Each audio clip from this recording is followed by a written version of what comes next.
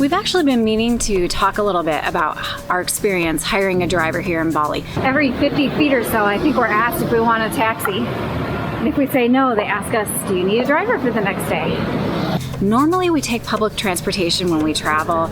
We might bicycle, we definitely walk, like a lot. And we'll even rent a car if the price isn't too high. But here in Bali, it's mopeds everywhere and the traffic is a little bit challenging for us. So glad we're not driving. Also, yes, the roads are really bumpy.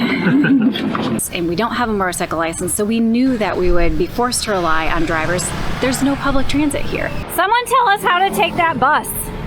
Now, hiring a driver is something that only the rich people do if you're in the United States. It's not something that we are used to. It's not something we had done really before coming to Bali. And we were a little bit outside our comfort zone the first time that we hired a driver.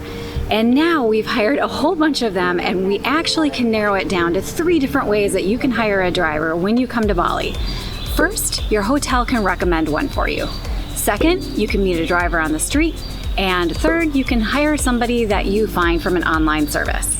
We've used all of these methods, and I would say the 2 that we had the best experiences with were meeting somebody on the street and hiring somebody from an online booking service.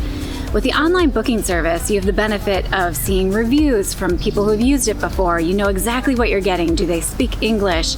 What kind of an itinerary do you want to work on with them? And you might even know the cost up front. Definitely pros to that method.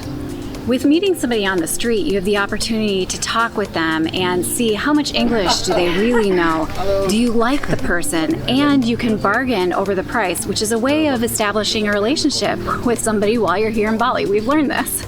And when you go with a hotel recommendation, you sort of don't really know what you're going to get. The Buddhist temple you're looking for, on about your business. With the hotel drivers, they didn't speak as much English, so that is our least preferred method. We also have another recommendation, should you hire a driver when you come to Bali.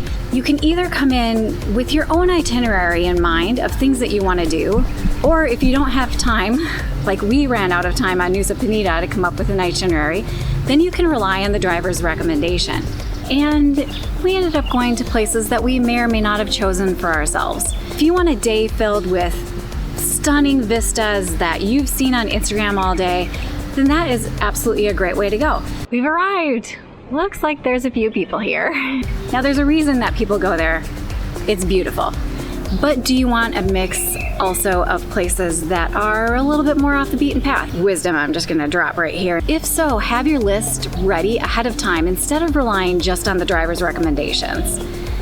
We had a better experience when we knew exactly where we wanted to go, and we found ourselves in beautiful temples, beautiful waterfalls, where we were some of the only tourists that were there. Those are some of the things that we learned through our first time hiring a driver here in Indonesia, and we hope it helps you when you come here too. And if you think it will, do us a favor, hit that subscribe button below and the bell to be notified. We really appreciate it. Thank you so much for watching, and enjoy the ride, literally, because it's a lot of fun.